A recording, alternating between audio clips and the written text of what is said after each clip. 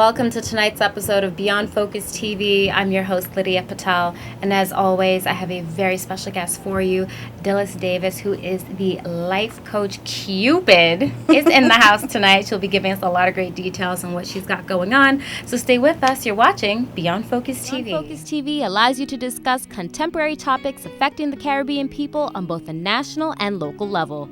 The show features informed guests who offer insight, debate, and evaluate various issues.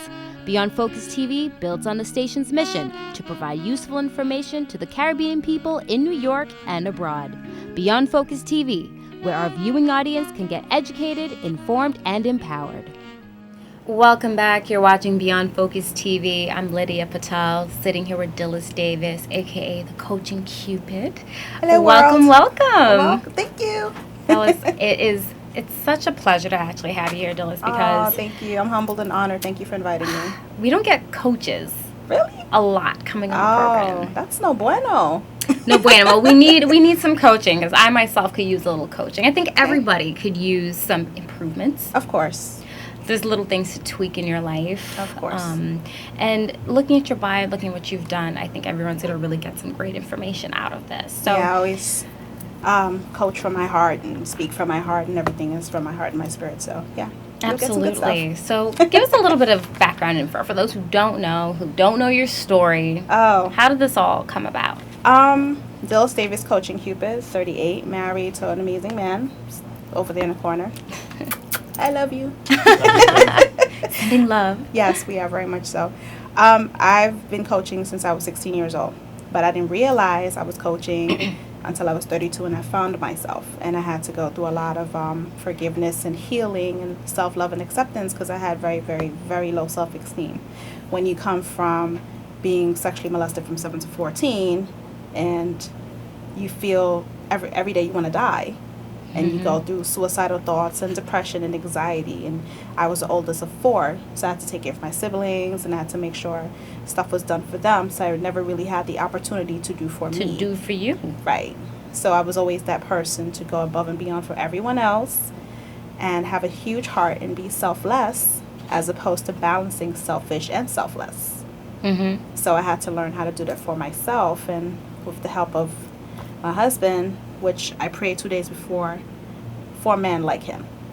And I got what I wanted, and I wasn't ready for it. And he has seen me at my worst and at my best, because when I met him, I was going through a lot of depression, anxiety, all types of craziness.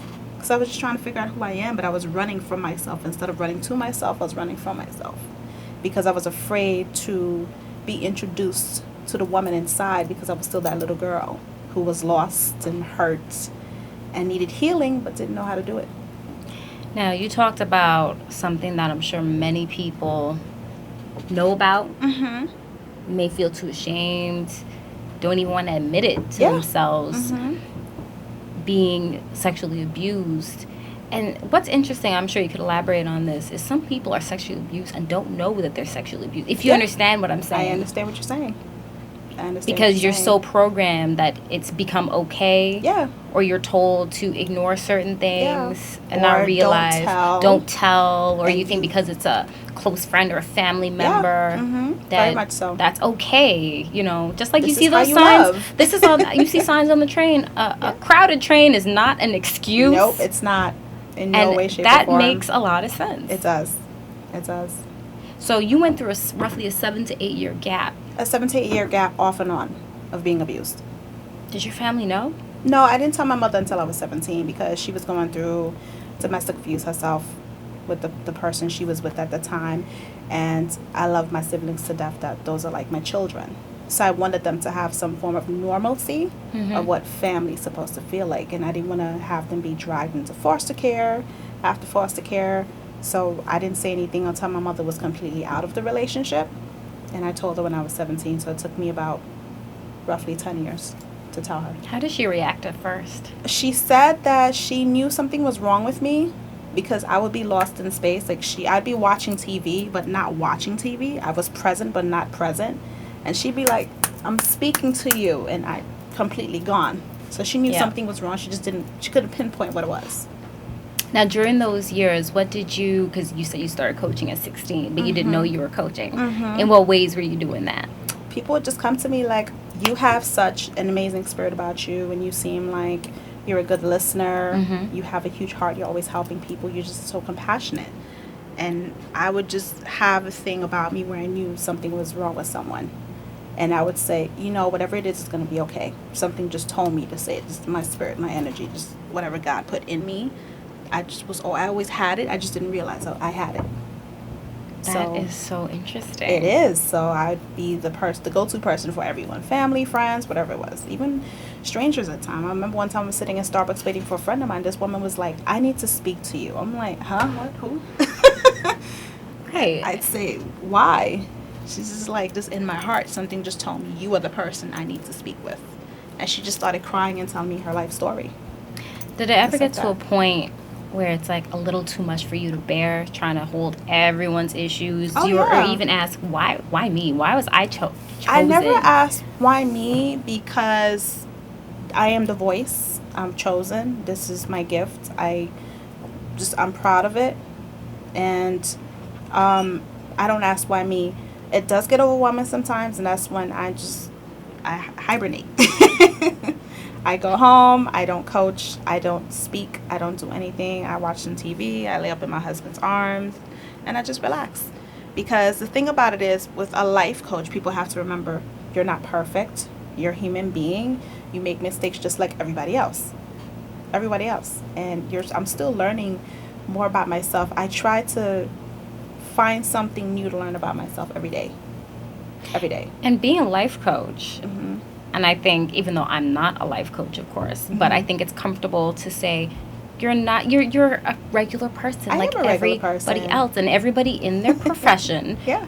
Whether you're a teacher or a doctor, you make mistakes. Of course. Nothing is error-proof. So you can't look at a life coach, well, her ish ain't even together, or their life they're not perfect. No. But they're not trying to be perfect. I think with us, but there's a lot of pressure on you to have, if you're going to talk about somebody's life or try to give advice, that you better have your ducks in a row. Well, what I do is I share my stories. I share things that's happened to me in my life. I am a conqueror. I am a survivor. I am a victor. I am never a victim.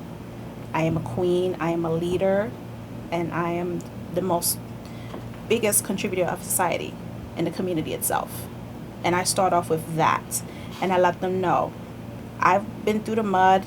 Failure for me is not an option. I've fallen down so many times, but I get back up and I dust myself up and I keep it moving just like anybody else. Because if you cut yourself, I cut myself, blood's going to come out. It's going to be red. So I don't have platinum gold in me. And I'm never going to have platinum gold in me. So I'm a human being just like everyone else. So I always put that disclaimer out there, like, I'm a human being. The only difference with me is I'm no longer afraid. I live in my truth. I'm very transparent. I'm very honest, raw, and real about who I am. I don't care about what others think of me. I'm not basing my life on society, because society doesn't pay my bills. Society doesn't pay my rent. I'm just Dhylles. And at the end of the day, when I'm on my deathbed, I want to say, I did this. I lived. I was happy. I had peace. I helped others. I did what I was supposed to do. I don't want to be on my deathbed saying, damn it, I should have, could have, would have, and I didn't. Well, hold that thought, Dhylles. We'll be right back. You're watching Beyond Focus TV right here with Dhylles Davis, the coaching Cupid. She's in the building with us for the next 30 minutes. Stay with us.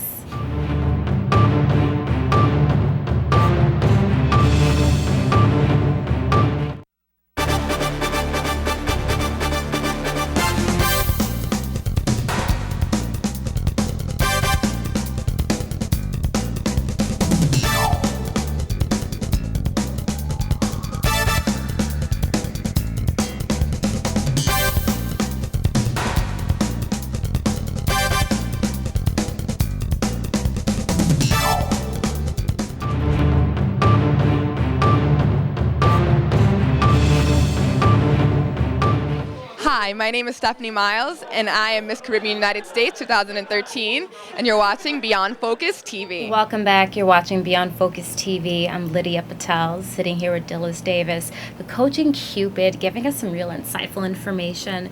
So before we took a break, we're talking about how you got to this point. So tell us a little bit why coaching, even though I get the feeling you kind of just fell into it. I did fall into it. For me, why coaching is, even though all those really bad things happened to me with the abuse and everything, I found myself still being compassionate and not bitter towards people. And I've always had a form of unconditional love, if you will, where regardless of what was going on, I have a forgiving heart and a forgiving spirit. And with that, helping people was my calling. I just didn't know how. And then when I turned 32, I was able to forgive me for whatever I did to myself. It clicked. When all that comes together, when you're at peace and you figure out who you are, that purpose, it clicked in me. I'm like, life coach. So you could say roughly about 6 to 7 years you've been making this a career. Yeah, making it a career. How did you transition out of that in the sense of just giving friendly advice to now this is a business? You want to be on tour, you want to get to speak, you want to write books and do all the things that come in the realm of coaching, so to speak. I just have the gift of knowing what to do, when to do it, and in a timely fashion of how to do it. I know how to market myself. I know how to brand myself. I know how to connect with the right people. And it's pretty much just building relationships in a positive aspect where there's no agenda, there's no intention. It's just, just humbly meeting people and seeing where they are. And if you listen, you'll hear everything a person needs to tell you. So that's how that transpired. And I had another business before where it was a fashion production company, and all those people that I already knew pretty much it just was a full transition. It was very easy. So for you, how do you make everyone feel positive and inspired when you listen to their story? And I'm sure you've come across people who, they're just all over the place, when you could say a hot mess.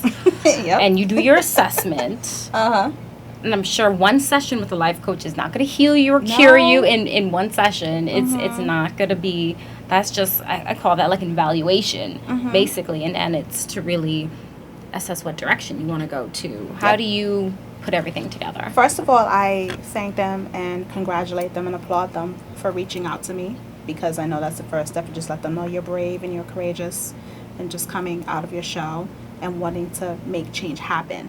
You don't know where to start, and that's what I'm here to help you do. So as your life coach and accountability partner, I'm here to help you transform your life. And just, you need to realize and understand you were born an accomplishment. You're destined for greatness. Whatever that greatness is, we have to figure out together. And I'll definitely hold your hand through the process. What's the longest you would say you've worked with one person? You don't consider them, do you consider them clients? Or is it ongoing? It's ongoing. I wouldn't say clients per se, because I feel sometimes that word intimidates people. I would just say people in transition. That's a good term. Yeah, because everyone's always going through some form of transition. They just don't know they're going through transition. So some people, some days you would feel depressed or you would have anxiety.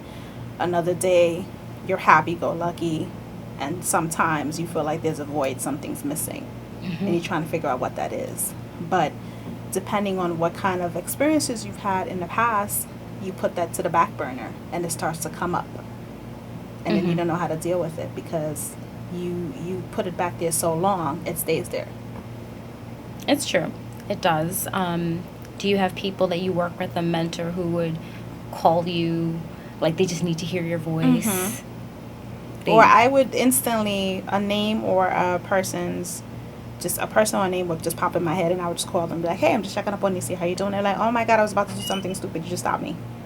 How do you feel in moments like that when that happens? I'm like, I don't know. Just God put it in my brain to call you and my heart to call you, so I said, let me call you. Or I had a woman on Facebook a couple weeks ago. She was going through something in life, and because I post daily affirmations on Facebook, and she said that